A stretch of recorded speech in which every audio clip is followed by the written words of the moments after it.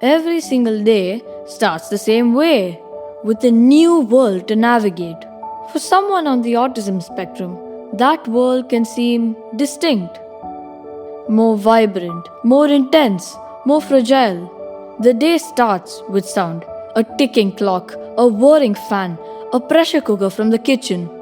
Each sound comes like its own event, sharp, clear, impossible to ignore. To you, it's background noise. To them, it is the foreground. Sometimes even the sun feels too bright. A simple morning can start with too much too soon. Textures matter. The tag on a shirt can feel like sandpaper.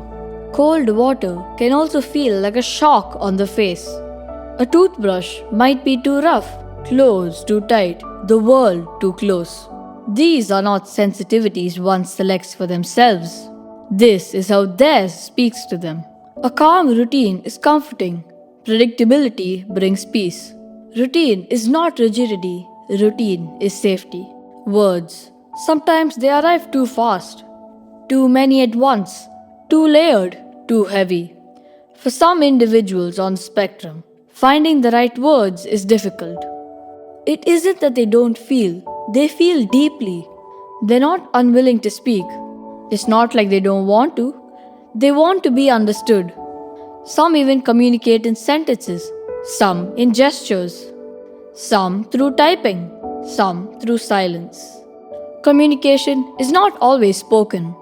Sometimes it is found in the eyes, the hands, the pauses, the effort. When you step outside, you step into a world with no volume control. A bus honks, a shop door slams, children laugh loudly, bright lights flicker in stores, footsteps echo behind. The world doesn't come in layers for these folks, it floods in all at once. This is sensory overload, where everything is too much, not because they're weak, because the world isn't built for their kind of sensitivity. Sometimes they cover their ears, sometimes they shut their eyes, sometimes they walk away. These aren't meltdowns, they are moments of survival. But there is beauty too, intense focus, deep honesty, and pure passion. When a person on the spectrum just loves something, they love it with their entire world. Trains, music, numbers, drawing, stories. Their interests are not obsessions. They are gateways into peace, expression, and joy. These strengths do not make them special, they make them human, wonderfully, uniquely human. Autism is no barrier. It's not a tragedy. It's a different way of being, another way of viewing the world.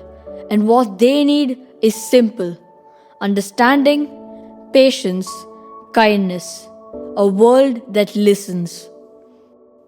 To walk in their world is to learn a new language, the language of presence, acceptance, and humanity. Every mind deserves space, every story deserves respect, and every world deserves to be understood.